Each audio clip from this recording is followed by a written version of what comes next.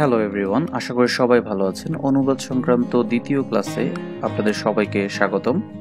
তো অনুবাদ করার ক্ষেত্রে আমরা যেই জিনিসগুলো জেনেছি বা বুঝেছি যে অনুবাদ চর্চা শুরু করার আগে বা প্রিভিয়াস ইয়ারের অনুবাদ প্রশ্নগুলোকে সলভ করার আগে কিছু বেসিক ব্যাপার আমাদেরকে সলভ করে ফেলতে হয়। সেই ব্যাপারগুলো নিয়ে আমরা গত যে ক্লাসটা হয়েছে সেখানে আমরা আলোচনা করেছি। তো চলুন মূল ক্লাসটি শুরু করা যাক। আজকের ক্লাসটি মূলত শুরু হচ্ছে বিগত ক্লাসের শেষ অংশ থেকে, মানে বিগত ক্লাস যেখানে গিয়ে শেষ হয়েছিল সেখান থেকে শুরু হচ্ছে। আর আমরা আজকে টেন্সকে কমপ্লিট করে ফেলবো, কারণ টেন্সটা মোটামুটি কমপ্লিট করে তারপরে আমরা হচ্ছে আরেকটু ইয়ের ভিতরে যাব, মানে কমপ্লিকেটেড কিছু লেভেলে যাব, যেরকম হচ্ছে আপনার সিম্পল, কমপ্লেক্স, কম্পাউন্ড টেন্স গুলো আমরা টেন্স বলতে স্ট্রাকচার গুলো, সিম্পল, কম্পাউন্ড, কমপ্লেক্সের যে স্ট্রাকচার গুলো আছে সেগুলো নিয়ে আমরা দেখব। তাছাড়া ভয়েস নিয়ে দেখব। তো ওই জিনিসগুলো বোঝার জন্য বা দেখার জন্য, বা ক্লজ, তারপরে ফ্রেজ, এই জিনিসগুলো বোঝার জন্য এর আগে একটু টেন্সটা যদি আমরা বুঝতে পারি, টেন্সটা যদি আমরা একটু করতে পারি, কমপ্লিট করে ফেলতে পারি, তাহলে আমাদের জন্য ওই জিনিসটা, ওই জার্নিটা ভালো হবে। আপনারা দেখে থাকবেন যে রিসেন্টলি একটা রেজাল্ট হয়েছে, সেখানে অনেকেই ভালো ম্যাথ করেও টিকে নাই, আবার অনেকেই ম্যাথ কম পেরেও টিকে গেছে। সো এখানে তাহলে আপনি যদি নিজেই সেটাকে মানে বিবেচনা করেন, নিজেই যদি সেটাকে একটু চেক করে অ্যানালাইসিস করা ট্রাই করেন যে এটা আসলে কি হয়েছিল, তাহলে অবশ্যই বলতে হবে যে যিনি ফোকাস রাইটিং বা 150 নাম্বারের যে রিটেন যে পার্টটা আছে, সেই রিটেন পার্টে অবশ্যই সে ভালো করেছিল, বিধায় সে পাস করতে পেরেছে, তাই না? তো সেই জন্য আমি বলবো যে আমাদের এই জিনিসগুলো দেখে রাখতে হবে, টেন্স গুলো দেখে রাখতে হবে। কারণ প্রত্যেকটা অনুবাদের ক্ষেত্রেই আপনি যখন অনুবাদ করবেন, তখন অনুবাদ তো আপনি দ্রুতই করে ফেলতে পারবেন। ইংলিশ টু বাংলা বা বাংলা টু ইংলিশ আপনি ওয়ার্ড বাই ওয়ার্ড ট্রান্সলেট করে ফেলতে পারবেন। কিন্তু সমস্যাটা হবে কখন, যখন হচ্ছে আপনি একটা দুইটা করতে পারতেছেন না, মানে একটা দুইটা জায়গায় আপনি টেন্সে ভুল করে বসবেন। কিছু কিছু জায়গায় টেন্স ভুল করাটা খুব স্বাভাবিক, যদি টেন্সের ব্যাপারে একদম প্রপার আপনার আইডিয়া না থাকে। সো সেই জন্য আমরা আজকে টেন্সের যে আইডিয়া গুলো আছে সেটাই আমরা একটু ট্রাই করব, যে যাতে বোঝা যায় আমরা last past indefinite, past continuous পর্যন্ত করেছিলাম, পড়েছিলাম। সো আমরা পাস্ট পারফেক্ট টেন্স দেখবো, কারণ আমরা হচ্ছে পাস্ট কন্টিনিউয়াস টেন্স পর্যন্ত বিগত ক্লাসগুলোতে হচ্ছে করেছিলাম। আমরা আমাদের মোটামুটি কনসেপ্ট ধারণা, কনসেপ্টটা ক্লিয়ার হয়ে গিয়েছিল। দেখেন, পাস্ট পারফেক্ট টেন্স যে জিনিসটা বলেছে, পাস্ট পারফেক্ট টেন্স আপনার এটা সংজ্ঞা মুখস্থ করার দরকার নেই, কারণ আপনি ক্লাস হাই স্কুলে পড়াশোনা করেন না যে আপনাকে বলবে যে পাস্ট পারফেক্টের সংজ্ঞাটা বলো। কিন্তু আপনাকে যদি কোনো অনুবাদ লিখতে বলা হয়, কোনো একটা টেন্সে যদি দেখা যায় যে সেটা হচ্ছে পাস্ট পারফেক্ট টেন্সের আন্ডারে পড়ে গিয়েছে, তাহলে কিন্তু আপনাকে ওইটা পাস্ট পারফেক্ট টেন্সের স্ট্রাকচারে লিখতে হবে। কেউ বলতে পারেন যে টেন্সে কিভাবে পড়বে, এটা কিভাবে আমরা বুঝবো যে পাস্ট পারফেক্ট টেন্সেই এটা পড়েছে, এরকম কি আসবে? আমরা তো পাস্ট পারফেক্ট টেন্স বলতে বুঝেছিলাম ডাক্তার আসিবার পূর্বে রুগী মারা গেল, ডাক্তার আসিবার পরে রুগী মারা গেল। এইটা ছাড়া কি আর পাস্ট পারফেক্ট টেন্স আছে দুনিয়াতে? আমরা তো ছোটবেলা থেকে বইগুলোতে এইটাই আমরা পড়েছি। তো এখানে দেখেন আপনারা দুইটা উদাহরণ দেয়া আছে। দুইটা উদাহরণ কি দেয়া আছে, একটা হচ্ছে আহ সূর্য ওঠার পূর্বে আমরা বাড়ি পৌঁছেছিলাম, আর পরেরটা হচ্ছে সূর্য ওঠার পরে আমরা বাড়ি পৌঁছেছিলাম। এই দুইটা জিনিস এখানে কিন্তু দেয়া আছে। সো এই দুইটা জিনিস এখানে দেয়া আছে, এর মানে কিন্তু এই না যে এইরকম টাইপেরই আসবে। তো যেই জিনিসটা বলছিলাম যে পাস্ট পারফেক্ট টেন্স, তো পাস্ট পারফেক্ট টেন্স বোঝার জন্য আমাদেরকে কিন্তু সংজ্ঞাটা শেখার ওইভাবে প্রয়োজন নাই। আমরা যদি বুঝতে পারি যে পারফেক্ট টেন্সটা এটা পারফেক্ট টেন্স, তাহলেই আমাদের হয়ে যায়, মানে আমাদের কার্যসিদ্ধিটা যদি হয় তাহলেই আমাদের এই ব্যাপারটা মোটামুটি আমরা বুঝতে পারবো, ঠিক আছে? তো এখন কথা হচ্ছে যে পাস্ট পারফেক্ট টেন্স কি আসবে? তো যদি ধরেন অনুবাদে আসলো যে যুদ্ধ শুরু হইবার পূর্বেই আমরা গ্রামে পৌঁছাইলাম, অথবা যুদ্ধ শুরু হবার পরেই আমরা গ্রামে পৌঁছালাম, এরকম যদি থাকে, অথবা আপনাকে বললো যে করোনা সংক্রমণ বৃদ্ধি পাইবার পূর্বেই আমি যথাযথ স্বাস্থ্যবিধি গ্রহণ করিয়াছিলাম, দেখেন এটা কিন্তু পাস্ট পারফেক্ট টেন্সের আন্ডারে চলে আসলো। ঠিক আছে, অথবা করোনা সংক্রমণ বৃদ্ধি পাইবার পূর্বেই আমি টিকা গ্রহণ করিয়াছিলাম, বা অথবা করোনা সংক্রমণ বৃদ্ধি পাওয়ার পরে অনেকে চাকরি হারালো। দেখেন, সিম্পল কথা, কিন্তু এখানে পাস্ট পারফেক্ট টেন্স ঢুকে আছে। আমরা শুধুমাত্র পাস্ট পারফেক্ট টেন্স বলতে কি সারা জীবন বুঝেছি যে ডাক্তার আসিবার পূর্বেই রোগী মারা গেল, ডাক্তার আসিবার পরে রোগী মারা গেল, এরকম। দেখেন, করোনা সংক্রমণ বৃদ্ধি পাওয়ার পরে অনেকেই চাকরি হারিয়েছে বা হারালো। ঠিক আছে, এরকম যদি কথা বলে, যুদ্ধ শুরু হওয়ার পরেই আমরা ঢাকা পৌঁছালাম, বা যুদ্ধ শুরু হওয়ার পূর্বেই আমরা ঢাকা পৌঁছালাম, অথবা যদি বলা হয় চায়না ভারতকে আক্রমণ করার পূর্বেই ভারত পর্যাপ্ত প্রতিরক্ষা ব্যবস্থা গ্রহণ করিয়াছিল। দেখেন, পাস্ট পারফেক্ট টেন্স। সো আপনারা যখন অনুবাদ করেন তখন যদি এই টেন্সের স্ট্রাকচার গুলোকে ঠিকঠাক ভাবে না বুঝতে পারেন, ঠিকঠাক ভাবে আপনাদের যদি মাথায় না থাকে, তাহলে যে জিনিসটা হবে, প্রথমেই যেটা হবে যে অনেক টেন্স আপনারা হয়তো বা 10টা টেন্সকে আপনারা করেছেন, 10টা টেন্সকে কারেক্ট করেছেন, লিখেছেন, সেখানে 7টা হয়েছে, 3টা হয় নাই।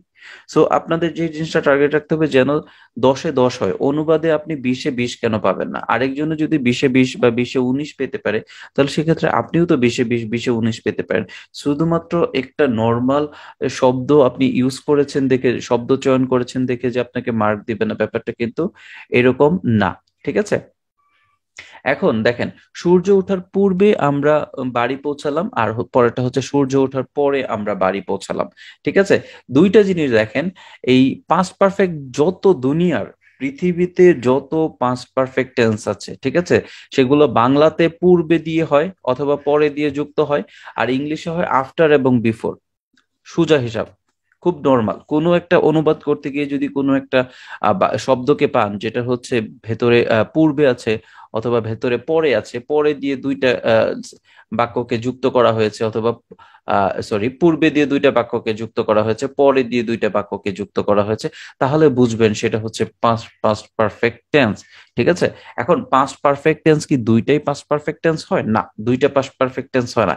পাস্ট পারফেক্ট টেন্সের সাথে যুক্ত হয় পাস্ট ইনডিফিনিট টেন্স।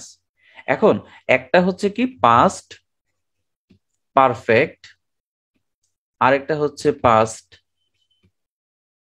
ইনডিফিনিট। ঠিক আছে, এই দুইটা যদি হয় টেন্স, তাহলে আমাদেরকে বুঝে নিতে হবে যে একটা পাস্ট পারফেক্ট টেন্স হবে আর একটা পাস্ট ইনডিফিনিট টেন্স হবে।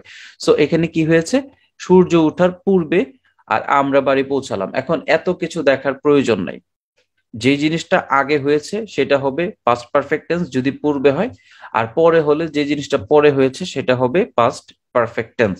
মানে পাস্ট পারফেক্ট টেন্স পূর্বের পূর্বে বসবে, পরের পরে বসবে, বিফোরের আগে অথবা বিফোরের বিফোরে বসবে, পাস্টের পাস্টে বসবে। এইটা হচ্ছে কি পাস্ট পারফেক্ট টেন্স। আর বাকি যে টেন্সটা থেকে যাবে সেটা হবে পাস্ট ইনডিফিনিট টেন্স। সো আপনারা যখন অনুবাদ করবেন, যখন যদি আপনি চোখের সামনে ভেসে ওঠে যে পূর্বে বা পরে বলেছে, তাহলে আপনি কিন্তু বুঝতে পারবেন। ঠিক আছে, প্রিলিমিনারি পাশের পূর্বে অথবা বিসিএস প্রিলিমিনারি পাশের পূর্বে আপনি একটি সরকারি চাকরি পাইয়াছিলেন। সো এটা কিন্তু পাস্ট পারফেক্ট টেন্স।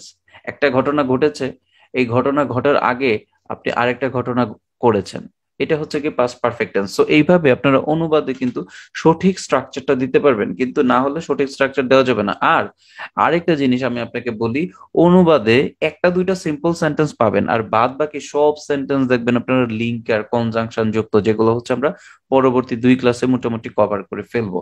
ঠিক আছে, তো এই জিনিসটা প্রথমে আমাদের টেন্সটা বুঝতে হবে। টেন্সটা বুঝলে আমরা বুঝতে পারবো যে কোন লিঙ্কার দিয়ে, কোন কনজাংশন দিয়ে একটা বাক্যের সাথে আরেকটা বাক্যকে করে দিয়েছে। আপনাকে ব্যাংকের অনুবাদে কখনোই বলবে না আমি ভাত খাই এটার ইংলিশ করার জন্য। ঠিক আছে, আমি ভাত খাই এটাকে কখনোই বলবে না ইংলিশ করার জন্য। 2-3টা বাক্য থাকবে, 2-3টা বাক্যকে মিলিয়ে আপনাকে কি করতে হবে, ইংলিশ করতে হবে, মানে যুক্ত করে দিবে। আমি ভাত খাইবার পূর্বে খেলা করিতেছিলাম, এরকম বলে দিবে, মানে দুইটা বাক্যকে যুক্ত করে দিবে। সেক্ষেত্রে দেখেন পাস্ট পারফেক্ট টেন্স হওয়ার সম্ভাবনা আছে, কারণ পাস্ট পারফেক্ট টেন্স নিজেই একটা এরকম একটা গঠন, সেখানে হচ্ছে কি হবে, দুইটা ঘটনা ঘটবে, দুইটা ঘটনার একটা হয় পূর্বে ঘটবে, একটা পরে ঘটবে, এরকম। সো দেখেন, আমরা যদি এটাকে ইংলিশ করতে চাই, কত সহজে আমরা ইংলিশ করতে পারি।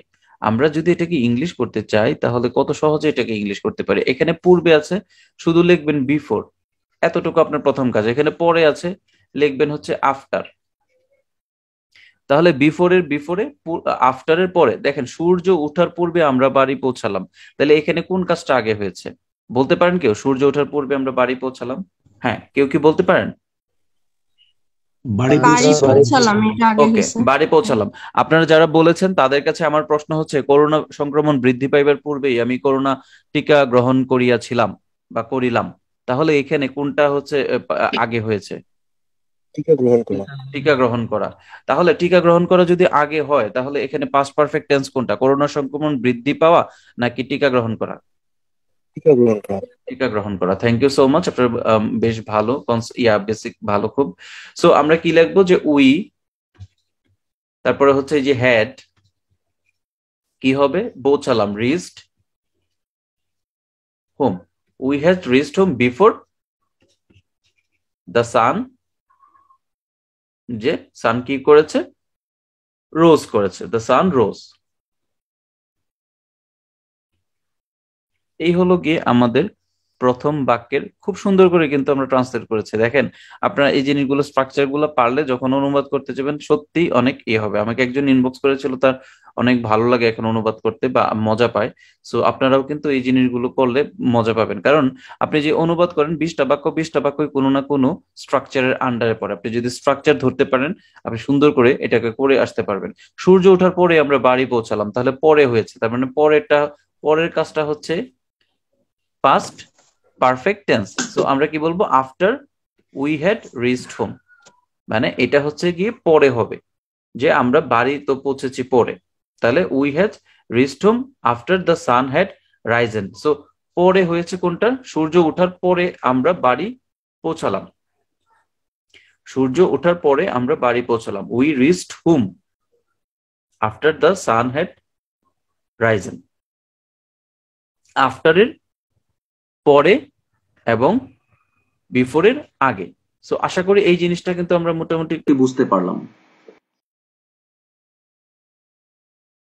হ্যাঁ, তো আমি যে জিনিসটা বলছিলাম আপনাদেরকে, যে পাস্ট পারফেক্ট কন্টিনিউয়াস টেন্স। তো পাস্ট পারফেক্ট কন্টিনিউয়াস টেন্স ব্যাপারটা হচ্ছে কি, যে অতীতকালে একটা ঘটনা, যেটা হচ্ছে যে ঘটেছিল বা শুরু হয়েছিল, সেটা শুরু হতে হতে পরে আরেকটা ঘটনা ঘটেছে। সেই ঘটনায় কি হয়েছে, সেটা হচ্ছে গিয়ে আপনার ওই পর্যন্ত গিয়ে ঘটেছে। ঠিক আছে, তার মানে ওইটা শেষ হয়ে নাই, কিন্তু ওই পর্যন্ত গিয়ে ঘটে, ওইটা ওই টাইমেও ঘটতেছিল, কিন্তু ওইটা শুরু হয়েছে অনেক আগে। ওইটা শুরু হয়েছে অনেক আগে। ধরেন আমি যদি একটা এক্সাম্পল দিই, যে আপনাদের বাড়িতে আমি গিয়েছি, আপনাদের বাড়িতে গিয়ে যখন আমি পৌঁছালাম, তখন আমি গিয়ে দেখলাম আপনি ভাত খাচ্ছেন। আমি গিয়ে দেখলাম আপনি ভাত খাচ্ছেন। তার মানে কি, আমি যখন আপনাদের বাড়িতে গিয়ে পৌঁছেছিলাম তখনই কি আপনি ভাত খাওয়া শুরু করেছিলেন? না, আমি আপনাদের বাড়িতে গিয়েছি, গিয়ে দেখলাম আপনি ভাত খাচ্ছেন, তার মানে হচ্ছে আগে থেকে আপনি ভাত খেতে বসেছিলেন। আমি যাওয়ার পরে, তারপরে আপনি হচ্ছে হয়তোবা তখনও খাচ্ছেন, মানে হয়তোবা না, তখনও খাচ্ছেন, কিন্তু খাওয়াটা শুরু করেছেন অনেক আগে। এই হচ্ছে গিয়ে পাস্ট পারফেক্ট কন্টিনিউয়াস টেন্স। ঠিক আছে, যে আমরা যখন সেখানে পৌঁছালাম তখন সে খেলা করছিল। ঠিক আছে, পাকিস্তানিরা যখন বাংলাদেশে আক্রমণ করে, বা আমাদের আমাদের পূর্ব পাকিস্তানে আক্রমণ করে, তখন এই দেশের মানুষ হচ্ছে ঘুমিয়েছিল। ঠিক আছে, এরকম কথা বললো, যে ঘুমন্ত ঘুমন্ত অবস্থায় ছিল। তার মানে কি, তারা কি যখন আক্রমণ করেছে ঠিক তখনই ঘুমিয়েছিল? না, আগে ঘুমিয়েছিল, তখনও ঘুমাচ্ছিল, তখন হচ্ছে আক্রমণ করতেছে। দেখেন, পাস্ট পারফেক্ট কন্টিনিউয়াস টেন্স আপনি কিভাবে অনুবাদের ভেতরে পেয়ে গেলেন, যে পাকিস্তানি সৈন্য হানাদার বাহিনী যখন 25শে মার্চ রাতে আমাদের উপর বা নিরীহ বাঙালির উপর আক্রমণ করেছিল বা করেছিল, তখন নিরীহ বাঙালি, নিরস্ত্র বাঙালিরা ঘুমন্ত অবস্থায় ছিল বা ঘুমিয়েছিল বা ঘুমাচ্ছিল। তাহলে জিনিসটা কি হলো, পাস্ট পারফেক্ট কন্টিনিউয়াস টেন্স হলো। মানে দুইটা কাজই অতীতে ঘটেছে, কিন্তু একটা কাজ কি হয়েছে, আগে থেকে শুরু হয়ে ওই টাইম পর্যন্ত হয়েছে। ঠিক আছে। তো এখন দেখেন আমরা যখন সেখানে পৌঁছালাম তখন সে খেলা করছিল। ঠিক আছে। তো এখানে পাস্ট পারফেক্ট কন্টিনিউয়াস টেন্স কোনটা, কেউ কি বলতে পারেন? আমরা যখন সেখানে পৌঁছালাম তখন সে খেলা করছিল, তাহলে এখানে পাস্ট পারফেক্ট কন্টিনিউয়াস টেন্স কোনটা, কেউ বলতে পারেন? সে খেলা করছিল। ওকে, সে খেলা করছিল। Thank you so much. দুইজন বলেছেন সে খেলা করছিল। তো এই হচ্ছে গিয়ে কথা আর কি। তো সে খেলা করছিল, কেন সে খেলা করছিল, যে আমরা পাস্ট পারফেক্ট কন্টিনিউয়াস টেন্সটা বুঝেছি কি, যে দুইটা কাজ, একটা কাজ অনেক আগে থেকে হয়েছে আর একটা কাজ ওই টাইমে হয়েছে, যে আমরা গিয়ে পৌঁছালাম আর সে তো আগে থেকে খেলা করছিল। সো যেটা আগে থেকে হয়েছে সেটা হচ্ছে গিয়ে পাস্ট পারফেক্ট কন্টিনিউয়াস টেন্স। তাহলে আমরা যদি স্ট্রাকচার অনুযায়ী লিখি, স্ট্রাকচার অনুযায়ী লিখলে কি লিখবো? হি অথবা সি, সাবজেক্ট দিব হি অথবা সি, তারপরে হচ্ছে হ্যাড বিন, তারপরে ভার্বের আইএনজি, ভার্বের সাথে আইএনজি কি হবে? প্লেইং। হি অথবা সি হ্যাড বিন প্লেইং। তারপরে কি? For a period of time অথবা সিন্স দ্য স্টার্টিং টাইম। তাহলে স্টার্টিং টাইম কি, যে when we reach there, when we reach there. When যেহেতু যখন, তখন, এই যখন। ঠিক আছে। হি, সি অথবা she had been playing when we reached there. এই হচ্ছে গিয়ে স্ট্রাকচার। ঠিক আছে। এইরকম পানি ভাত মার্কা স্ট্রাকচার, মানে এই এরকম পানি ভাত মার্কা হচ্ছে বাক্য আপনারা পাবেন না। আপনারা একটু অন্যরকম বাক্য পাবেন। ওই যে যেরকম বললাম যে নিরীহ বাঙালিরা যখন ঘুমাচ্ছিল তখন তাদের উপরে হামলা করেছিল পাকিস্তানি সৈন্য হানাদার, এইরকম ভাবে আসবে। তখন আপনাকে সেটাকে গুছিয়ে আপনার মতো করে সেটাকে ইংলিশ করতে হবে। সাদিয়া যখন সেখানে গেল তখন মুনিয়া গান শুনছিল। এইটা যদি আপনাদেরকে বলি যে আপনারা এটাকে ট্রান্সলেট করে একটু কমেন্ট করেন, আমি আপনাদেরকে 1 মিনিট সময় দেব, 1-1.5 মিনিট সময় দেব, আপনারা এটাকে একটু ট্রান্সলেট করে একটু কমেন্ট করেন, দেখি আপনাদের এটা পারেন কিনা। আমি স্ট্রাকচারটাও দেখিয়ে দিলাম, স্ট্রাকচারটা দেখে দেখে আপনারা এটাকে একটু ট্রাই করেন। ঠিক আছে। আপনারা তো পারেন, একটু ট্রাই করেন।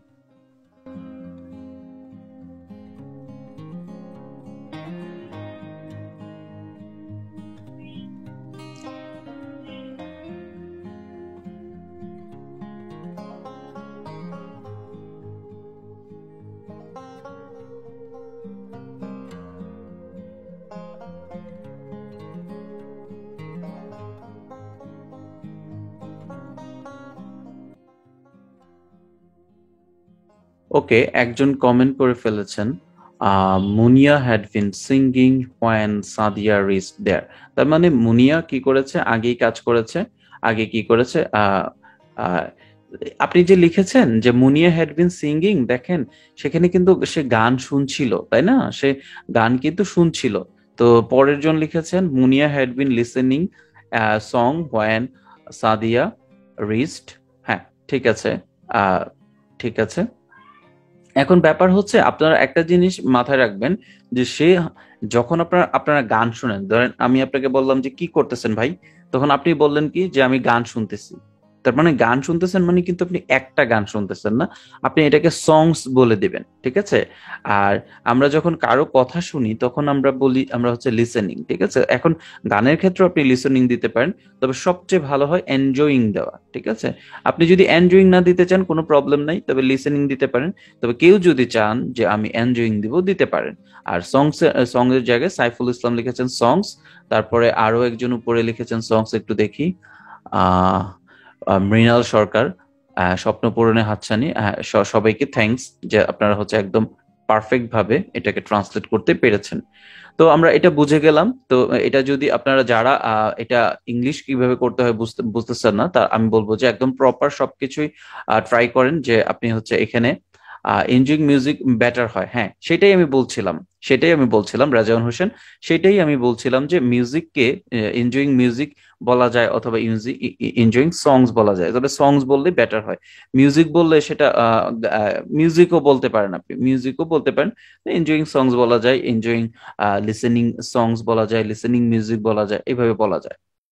তো এটার ইংলিশ কি হচ্ছে, যে মুনিয়া হ্যাড বিন এনজয়িং সংস।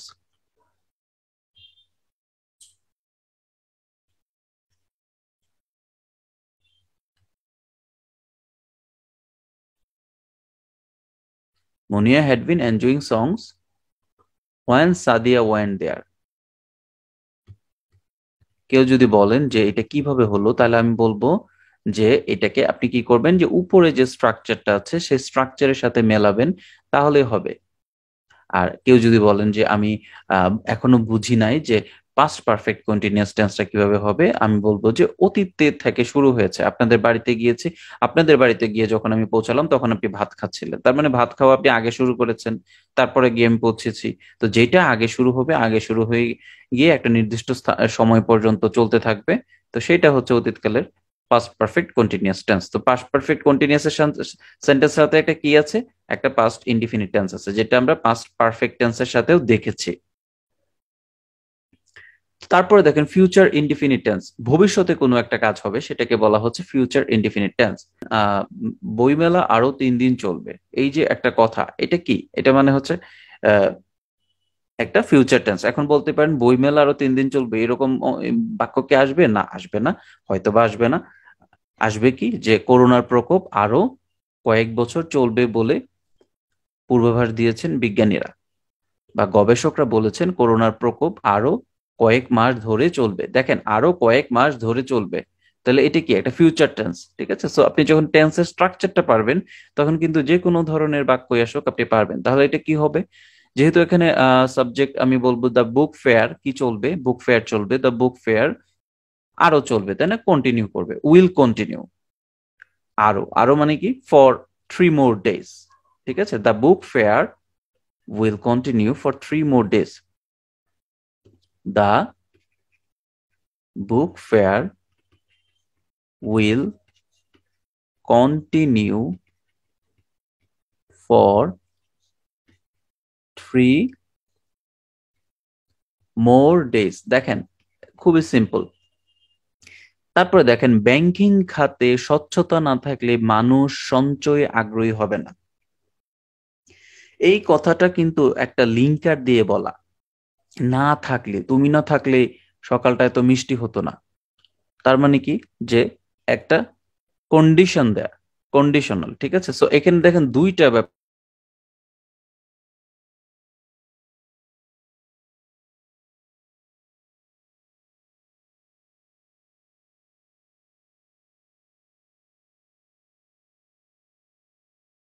তাহলে তাহলে যে জিনিসটা আমি আপনাদেরকে বলতেছি, যে যেটা হচ্ছে যে ব্যাংকিং খাতে স্বচ্ছতা না থাকলে মানুষ সঞ্চয়ে আগ্রহী হবে না। এই যে কথাটা, ব্যাংকিং খাতে স্বচ্ছতা না থাকলে মানুষ সঞ্চয়ে আগ্রহী হবে না, এই কথাটা কিন্তু একটা কন্ডিশনাল সেন্টেন্স, ঠিক আছে? যে এইটা না হলে ওইটা হবে না, তুমি না থাকলে সকালটা মিষ্টি হবে না, ঠিক আছে? তো এই যে কথা, যে তুমি না থাকলে, তো এটা একটা কন্ডিশন, একটা শর্ত, মানে ইফ, যদি তুমি না থাকো তাহলে এটা হবে না। যদি ব্যাংকিং খাতে স্বচ্ছতা না থাকে, তাহলে হচ্ছে মানুষ সঞ্চয় আগ্রহী হবে না। তো এখন এখানে মূল ভাবটা হচ্ছে মানুষ সঞ্চয় আগ্রহী হবে না। সো মানুষ সঞ্চয় আগ্রহী হবে না মানে হচ্ছে ফিউচার ইনডিফিনিট টেন্স। সো এখানে আপনি ইফ দিয়ে কথা বলবেন, ঠিক আছে, কিন্তু এই যে মানুষ সঞ্চয় আগ্রহী হবে না, এটাকে আপনি ফিউচার টেন্সে দিতে হবে। সো এইরকম অনেক বাক্য আপনারা যখন করতে যাবেন প্রিভিয়াস ইয়ারের প্রশ্ন, তখন আপনারা ফেস করবেন, যখন আপনারা টেন্স গুলো বুঝবেন বা এই স্ট্রাকচার গুলো একদম আপনার ইজি থাকবে, তখন আপনি কিন্তু এই জিনিসগুলো বুঝবেন।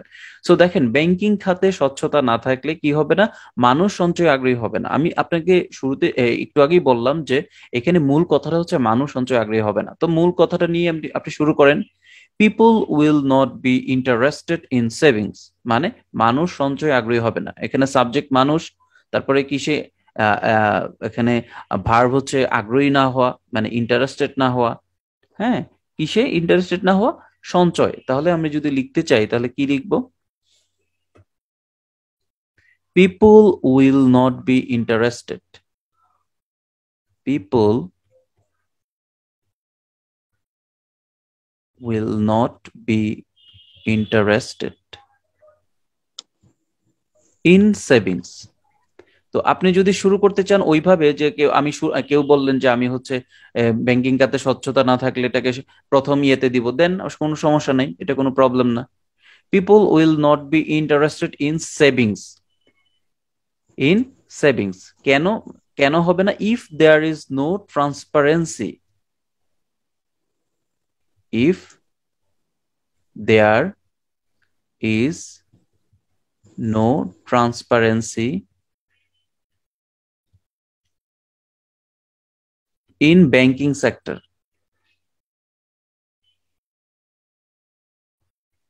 সো এই হচ্ছে গিয়ে কথা। তো তারপরে দেখেন বাংলাদেশে বিনিয়োগ করতে এখন অনেক দেশে আগ্রহী হবে। তো এইটার ইংলিশ কি হবে? এটাও কিন্তু একটা ফিউচার ইনডিফিনিট টেন্স। দেখেন বাংলাদেশে বিনিয়োগ করতে এখন অনেক দেশে আগ্রহী হবে, এখানে আপনি সাবজেক্ট খুঁজে বের করবেন। তো সাবজেক্টটা হচ্ছে গিয়ে কি মেনি কান্ট্রিজ, অনেক দেশে। কি হবে? Will now B interested, many countries will now B interested in investing in Bangladesh. এই হচ্ছে গিয়ে কথা।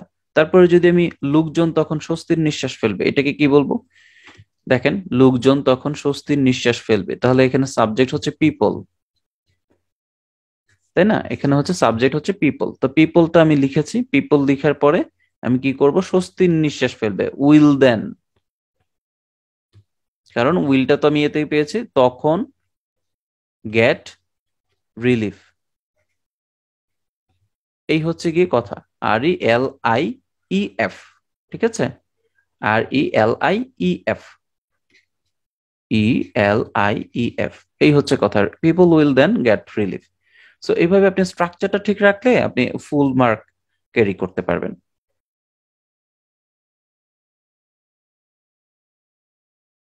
তো ফিউচার কন্টিনিউয়াস টেন্স যেটা হচ্ছে যে ভবিষ্যতে কোনো একটা কাজ চলতেই থাকবে, ঠিক আছে? সেই কাজটি করতে থাকবে, ওই কাজটা চলতে থাকবে, বাংলাদেশ উন্নতি করতে থাকবে, বাংলাদেশের প্রবৃদ্ধি ত্বরান্বিত হতে থাকবে, বাংলাদেশ ধারাবাহিকতা বজায় রাখতে থাকবে।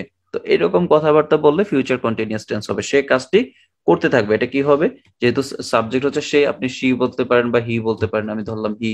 তারপরে কি হবে? উইল বি, উইল বি কি করতে থাকবে? কাজটি করতে থাকবে, working, he will be working. হ্যাঁ, তো কাজটি করতে থাকবে, তাহলে সে কাজটি করতে থাকবে, হি উইল বি ওয়ার্কিং হচ্ছে গিয়ে কথা, ঠিক আছে? এখন কেউ বলতে পারেন যে এটাকে আমি হচ্ছে অন্যরকম করে দেব। কিভাবে দিব? কারণ এক একটা জিনিস, একই কথাকে কিন্তু দুইজন দুইভাবে বলতে পারেন, ঠিক আছে? একজন আমাকে বললেন যে আমি হচ্ছে সাবজেক্ট দিব এইভাবে হি, তারপরে কি লিখবো? তারপরে লিখবো হচ্ছে উইল বি, যেহেতু হচ্ছে structure will be. Will be লিখে তারপরে আমি কাজটি করতে থাকবে, তো করা ইংলিশ যেহেতু ডু, তো আমি লিখবো do, do plus ING, doing. এভাবে লিখে ডুইং, তারপরে কাজটি, কাজ মানে কি work, doing the work. So সেই কাজটি করতে থাকবে, he will be doing the work. তো সেই কাজটি করতে থাকবে। আপনারা অনেকেই কমেন্ট করে ফেলেছেন হি will be doing the work, ঠিক আছে? আর যারা যারা হচ্ছে পারেন এই ব্যাপারগুলো, তারা চাইলে কমেন্ট করতে পারেন, আমরা কমেন্টের মাধ্যমে আপনাদের কোনো যদি ভুল থাকে সেক্ষেত্রে ভুলগুলো আমি শুধরে দেওয়ার ট্রাই করব। তারপরে দেখেন সচেতন ও সাহসী ছাত্ররা অন্যায়ের প্রতিবাদ করতে থাকবে। এই যে কথাটা, সচেতন ও সাহসী ছাত্ররা অন্যায়ের প্রতিবাদ করতে থাকবে, তো এইটাকে আপনি যদি করেন, আমি বলবো যে প্রতিবাদ করা, এটাকে বলতে পারেন রেজিং ভয়েস এগেইনস্ট ইনজাস্টিস। কিন্তু সচেতন ও সাহসী ছাত্ররা, এই যে সাবজেক্ট, এই সাবজেক্টটাকে আপনি ইংলিশ করবেন কিভাবে? কেউ কি বলতে পারেন এটাকে ইংলিশ করতে পারবেন কিভাবে? সচেতন ও সাহসী ছাত্ররা, দ্য কনসাস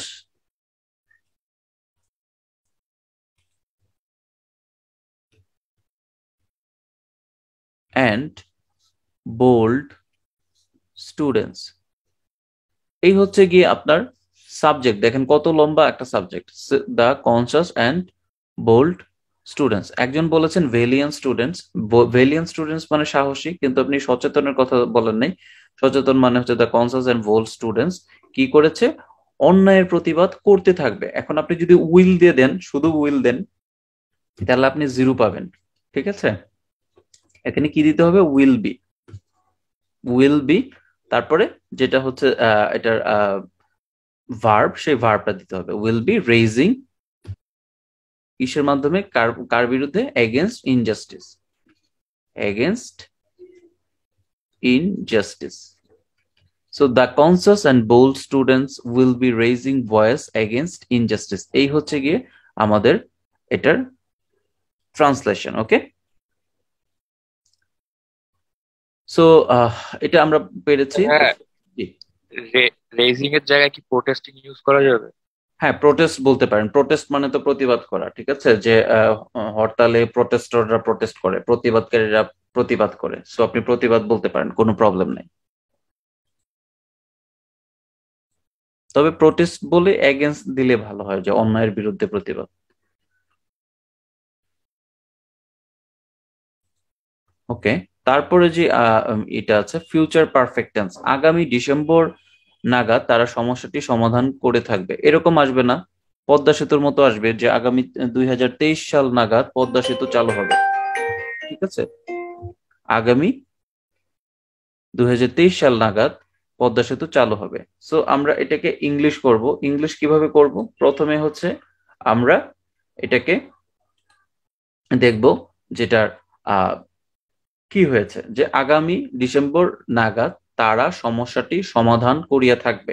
তাহলে তারা সমস্যাটি সমাধান করবে, তাহলে কি লিখবো? They will have solve. কেন দে উইল হ্যাভ সলভ লিখবো? কারণ দে তো এটা সাবজেক্ট, লিখলাম দে। তারপরে হচ্ছে আমি যেটা স্ট্রাকচারে আছে সেটা আমি লিখলাম দে উইল হ্যাভ। তারপরে সমাধান করা, সলভড। এখন এইটা লেখার পরে আমি হচ্ছে সময়টা লিখবো আগামী ডিসেম্বর মাস নাগাদ। আগামী ডিসেম্বর মাস নাগাদ, by next December. By next December. এখন কেউ বলতে পারেন বাই নেক্সট ডিসেম্বর না বলে বাই ইন ডিসেম্বর কেন বললাম না? ইন ডিসেম্বর কেন বললাম না, বাই কেন বললাম? এই যে বলছে আগামী ডিসেম্বরের কথা বলছে, এই জন্য হচ্ছে আপনি বাই দিয়েছেন। ইন ডিসেম্বর মানে ডিসেম্বর মাসের কথা বলতেছে। হ্যাঁ, ইন ডিসেম্বর মানে ডিসেম্বর মাসের কথা। আপনাকে আজকে হচ্ছে ফেব্রুয়ারি মাস, আপনাকে যদি আমি বলি যে মার্চের মধ্যে আপনাকে টাকাটা দিয়ে দিব, তার মানে কিন্তু যে আজকে ফেব্রুয়ারির 11 তারিখ, 11 তারিখ থেকে, ফেব্রুয়ারি 11 তারিখ থেকে মার্চের 31 তারিখ পর্যন্ত হচ্ছে টাইম ডিউরেশনটা। সো এই জন্য বাই, ঠিক আছে? আর যদি বলা হতো যে আপনাকে আমি মার্চ মাসে টাকাটা দিব, তাহলে হতো ইন। সো এই এই ছোট জিনিস কিন্তু আমাদেরকে মাথায় রাখতে হবে, যে এখানে কেন বাই হয়েছে। অনেকে কি করবে, ইন নেক্সট ডিসেম্বর দিয়ে দিবে, যে ডিসেম্বর মাসেই তো এটা চালু হবে, বা ডিসেম্বর মাসেই তো এটা সমাধান করবে। না, এটা এখন থেকে সময়টা কাউন্ট করা হচ্ছে, ওই ডিসেম্বর মাসের শেষ নাগাদ গিয়ে এটাকে কাউন্ট করা হবে। সো সেই জন্য বাই। ভাই ডিসেম্বরের ডি কি বড় হবে? ডিসেম্বরের ডি, হ্যাঁ ডিসেম্বর তো একটা মাস, মাসের নাম, আপনি ডি তো বড় দেওয়ার কথা, তাই না? ওকে ভাই। ওকে, সো আগামী মাস নাগাদ আমি তাকে জানিয়ে দিয়ে থাকবো। আগামী মাস নাগাদ আমি তাকে জানিয়ে দিয়ে থাকবো, খুবই simple. I will have informed him by next month. I will have informed him by next month. কিভাবে হলো এই জিনিসটা? খুবই সহজ। আমি আই উইল হ্যাভ তো আমরা স্ট্রাকচার থেকে চোখ বন্ধ করে নিয়ে নেব। তারপরে হচ্ছে ইনফর্মড, INFORMED, ইনফর্মড, তাকে, তাকে informed him by next month. এই হচ্ছে কি এটার ট্রান্সলেট। এখন কেউ বলতে পারেন যে এইগুলো কিভাবে করব। আপনারা যদি একটু দেখেন, বাসায় যদি একটু দেখেন, আমি প্রথম ক্লাসেই বলেছিলাম আপনাদের ছোট ভাই যদি ক্লাস 9-এ পড়ে, তার যদি গ্রামার বইটা থাকে, সেখান থেকে শুধু টেন্সটা দেখেন। আপনি যদি অনুবাদে, প্যাসেজে এবং ফোকাস রাইটিং এ ইংলিশে যদি ভালো করতে চান, আপনাকে এত কিছু পড়ার দরকার নেই, কারণ আপনি আইএলটিএস দিতেছেন না, আপনি স্পোকেনে ভালো করার দরকার নেই। হ্যাঁ হ্যাঁ, যদি করতে চান সেক্ষেত্রে ওকে, এটা আপনার ব্যাপার। কিন্তু যদি আপনি রিটেনে ভালো করতে চান, কিছু স্পেসিফিক নিয়ে জিনিস নিয়ে কাজ করব আমরা। টেন্স নিয়ে কাজ করব, ভয়েস নিয়ে কাজ করব, একটু ফ্রেজ এন্ড ক্লোজ নিয়ে কাজ করব, আর হচ্ছে সিম্পল, কমপ্লেক্স, কম্পাউন্ড টেন্স নিয়ে কাজ করব। এইরকম কিছু কিছু জিনিস নিয়ে আমরা কাজ করলে মোটামুটি আমাদের কাজ চলে যাবে। আমরা মিনিমাম টাইমে ম্যাক্সিমাম প্রিপারেশনটা নিয়ে নিতে পারবো এবং সঠিক ওয়েতে প্রিপারেশনটা নিতে পারবো, ঠিক আছে? সো এই জিনিসগুলো আমাদেরকে একটু দেখতে হবে। আমরা একটু আলোচনা করতেছি, আপনাদের যদি কোনো প্রবলেম থাকে এই ব্যাপারে আমাকে প্রশ্ন করবেন, আমরা আলোচনার মাধ্যমে এটাকে সমাধান করে ফেলবো। আমি আপনাদেরকে বলবো, আপনারা যদি ক্লাস 9-এ কাউকে দেওয়া হয় টিউশনি করার জন্য, আপনারা করাতে পারবেন। আপনারা যদি কলেজের শিক্ষকতা করতে দেওয়া বলা হয়, আপনারা করতে পারবেন। জাস্ট হচ্ছে এখন আপনার একটু ইমপ্রুভ করার সময়, দ্যাটস ওয়াই আপনি এখন একটু ইমপ্রুভ করতেছেন, দ্যাটস ইট। এটা আর কিছু না, এটা এরকম কিছু না যে আপনি টেন্স পারেন না বা টেন্স নিয়ে বসছেন, এটা হাসির কিছু নাই। যারা বিসিএস এ ক্যাডার হচ্ছে তারা অনেক কিছু ছোট ছোট জিনিস শিখে শিখে যাচ্ছে, ঠিক আছে? ওকে, সো দেখেন ফিউচার পারফেক্ট কন্টিনিউয়াস টেন্স, তুমি পৌঁছার পূর্বে আমি কাজটি করতে থাকবো। বাংলাদেশ এলডিসি থেকে উত্তরণ করার পূর্বেই হচ্ছে পূর্বে কি করবে, সুবিধা পেতে থাকবে, কোটা সুবিধা পেতে থাকবে, বা লো ইন্টারেস্ট রেটে ঋণ সুবিধা পেতে থাকবে, এরকম কথা অনুবাদে চলে আসতে পারে। ওকে, তাহলে এখন যে জিনিসটা হয়েছে যে তুমি পৌঁছার পূর্বে আমি কাজটি করতে থাকবো। হ্যাঁ, তুমি পৌঁছার পূর্বে আমি কাজটি করতে থাকবো, এই জিনিসটাকে যদি আমরা ফিউচার পারফেক্ট কন্টিনিউয়াস কেন বলবো, কারণ হচ্ছে ভবিষ্যতে দুইটা কাজ হচ্ছে, একটা কাজ কি হবে, আগে হবে, একটা কাজ পরে হবে। তো তুমি পৌঁছার পূর্বে আমি কাজটি করতে থাকবো। তো কি হয়েছে যে সে পৌঁছে গেছে বা পৌঁছাবে, বাট তার আগেই আমি কাজটি করতেছি, তার আগেই আমি কাজটি করতেছি। তো একটু আগে যে জিনিসটা আমরা পড়েছিলাম পারফেক্ট কন্টিনিউয়াস টেন্সের ক্ষেত্রে যে দুইটা কাজ হয়, সরি পাস্ট পারফেক্ট কন্টিনিউয়াস টেন্সের ক্ষেত্রে যে দুইটা কাজ হচ্ছে অতীতে, একটা কাজ আগে থেকে শুরু হয়েছে, একটা কাজ পরে হয়েছে। সো এইখানেও ফিউচারেও সেম কথাবার্তা, তুমি পৌঁছার পূর্বে আমি কাজটি করতে থাকবো, মানে I will have been doing, মানে আমি আগে কাজটা করতেছি। তো যেই কাজটা আগে শুরু হয়েছে, এখানে দেখেন তুমি পৌঁছার পূর্বে আমি কাজটি করতে থাকবো, তার মানে আমি কাজটি আগে করতেছি, ওই কাজটা আমি কাজটি করতে থাকবো আর তুমি গিয়ে সেখানে পৌঁছাবে। দুইটা কাজ, একটা কাজ আগে হচ্ছে, তো যেই কাজটা আগে হয়ে একটা নির্দিষ্ট সময় পর্যন্ত গিয়ে হচ্ছে সেটাকে আমরা বলবো হচ্ছে ফিউচার পারফেক্ট কন্টিনিউয়াস টেন্স, সেটাকে আমরা বলবো ফিউচার পারফেক্ট কন্টিনিউয়াস টেন্স। তাহলে কি বলবো আমরা, আই উইল হ্যাভ বিন, যেহেতু এখানে সাবজেক্ট আমি, এখানে সাবজেক্ট হচ্ছে আমি, আই উইল হ্যাভ বিন, কি হবে, কাজটি করতে থাকবো, doing the work, I will have been doing the work before you reach, before you reach, before you reach। দেখেন পাস্ট যখন পারফেক্ট কন্টিনিউয়াস করেছিলাম তখন দুইটাই ছিল হচ্ছে পাস্টের ব্যাপার, একটা হচ্ছে পাস্ট ইনডিফিনিট আর একটা ছিল পাস্ট পারফেক্ট কন্টিনিউয়াস। আর যখন ফিউচার পারফেক্ট কন্টিনিউয়াস আমরা করছি তখন একটা হচ্ছে ফিউচার পারফেক্ট কন্টিনিউয়াস, বাট আরেকটা কিন্তু ফিউচারও আসতেছে না, সেটা হয়ে যাচ্ছে প্রেজেন্ট ইনডিফিনিট টেন্স। সো এই ছোট ছোট জিনিসগুলো কিন্তু আমাদেরকে বুঝতে হবে, এই ছোট ছোট জিনিসগুলো কিন্তু আমাদের দেখতে হবে। আপনার এইরকম হুবহু আসবে না তুমি পৌঁছার পূর্বে আমি কাজটি করতে থাকবো, ঠিক আছে, বাংলাদেশ এলডিসি থেকে উত্তরণ হওয়ার পূর্বেই উন্নতি করতে থাকবে, এরকম কথাবার্তা বললো, এরকম সিম্পল কিছু কথাবার্তা বলবে, আপনি দেখবেন যে টেন্সের সাথে মিলিয়ে নিতে পারতেছেন। আপনার যেই চ্যালেঞ্জটা হবে, আপনি অনুবাদ করতে গেলে কোন কোন চ্যালেঞ্জের সম্মুখীন হবেন জানেন, প্রথমে আপনি যখন টেন্স প্যাসেজটা পড়বেন, সেই প্যাসেজটা পড়তে গিয়ে প্রথমে আপনার যে সম্মুখীনটা হবেন সেটা হচ্ছে যে কোনটা কোন বাক্য, বাক্যে আপনার হচ্ছে প্রথম চ্যালেঞ্জ হবে যে এইটা কোন কালে আছে, এই বাক্যটা কোন কালে আছে, কোন গঠনে আছে, পরে বাকি বাকি সব কথা, পরে বাকি সব কথা, তুমি পৌঁছার পূর্বে আমি কাজটি করতে থাকবো, এটা আসলে কোন বাক্যে আছে। তখন আপনার যে জিনিসটা হবে, যে জিনিসটা আপনি ফেস করবেন সেটা হচ্ছে যে একাধিক বাক্য দেখবেন, দেখবেন না আপনার জন্য খুব সহজ কিছু রান্না করতে দিয়েছে যে পানি গরম করার মতো কাজ, আপনাকে অবশ্যই কঠিন কোনো কিছু দেবে, যে দুইটা বাক্য একসাথে, হ্যাঁ, যে আমি করোনা সংক্রমণ বৃদ্ধি পাইবার পূর্বেই আমি ভ্যাকসিন গ্রহণ করিয়েছিলাম বা টিকা গ্রহণ করেছিলাম। তো এখানে দেখেন দুইটা বাক্য, এরকম আপনি একটা, দুইটা, তিনটা বাক্য পাবেন, কিন্তু আপনি একটা কাজ করতে পারবেন যেটা আপনি খুবই সহজে পারবেন, যে আপনি বাক্যটাকে ভেঙে ফেলতে পারবেন। এখন বলতে পারেন ইংলিশ, বাংলা বাক্য না হয় আমি ভেঙে ফেললাম, কিন্তু ইংলিশ বাক্যটাকে আমি কিভাবে ভাঙবো? ইংলিশ বাক্য ভাঙা আরো সহজ, কারণ বাংলা বাক্যের গঠন গঠন কিন্তু আমরা আপনাদেরকে পড়াই নাই। এটা আপনি কিভাবে ভাঙবেন? আপনার কমন সেন্স ব্যবহার করে ভাঙবেন। কিন্তু ইংলিশ বাক্যের ক্ষেত্রে এই যে টেন্স আছে, এই টেন্সকে স্ট্রাকচার দেখে দেখেই আপনি ভাঙতে পারবেন।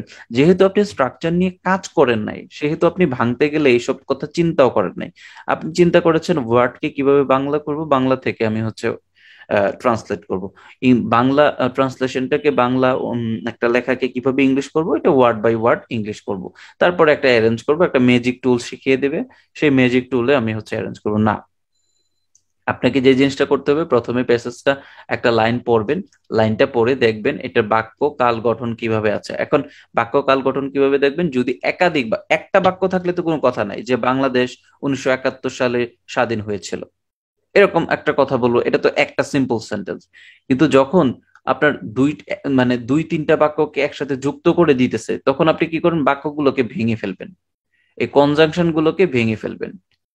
এই যে তুমি পৌঁছার পূর্বে আমি কাজটি করতে থাকবো, তার মানে কি তুমি পৌঁছা আর আমি কাজটি করতে থাকা, এরকম ভেঙে ফেলবেন।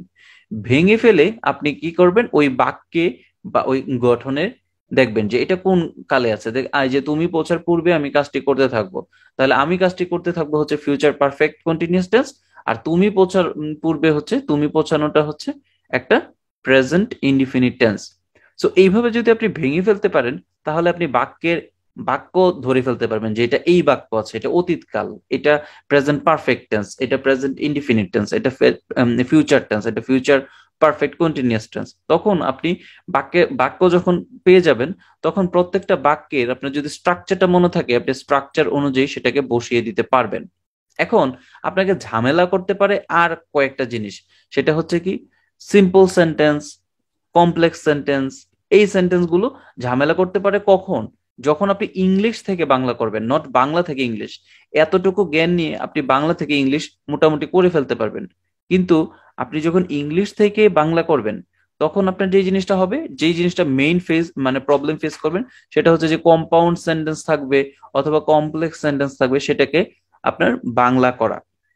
এখন কম্পাউন্ড এবং কমপ্লেক্স সেন্টেন্সের যদি গঠনটা আপনি মোটামুটি ভালো করে বুঝতে পারেন, আপনি শিখতে পারেন এবং আপনার আয়ত্ত করতে পারেন, জাস্ট মুখস্থ না, তাহলে আপনি কিন্তু করতে পারবেন যে এইগুলারও বাংলা করে ফেলতে পারবেন, এগুলারও ভেঙে ফেলতে পারবেন। সিম্পল কমপ্লেক্স কম্পাউন্ডকে একদিক থেকে আরেক দিকে নিয়ে আসতে পারেন, যে এটা সাবজেক্ট, এটা হচ্ছে গিয়ে সাবঅর্ডিনেট ক্লজ, এটা প্রিন্সিপাল ক্লজ, এরকম।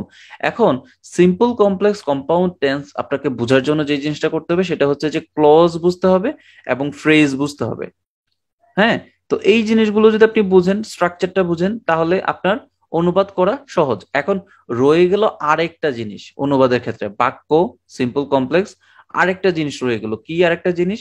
সেটা হচ্ছে ভয়েস।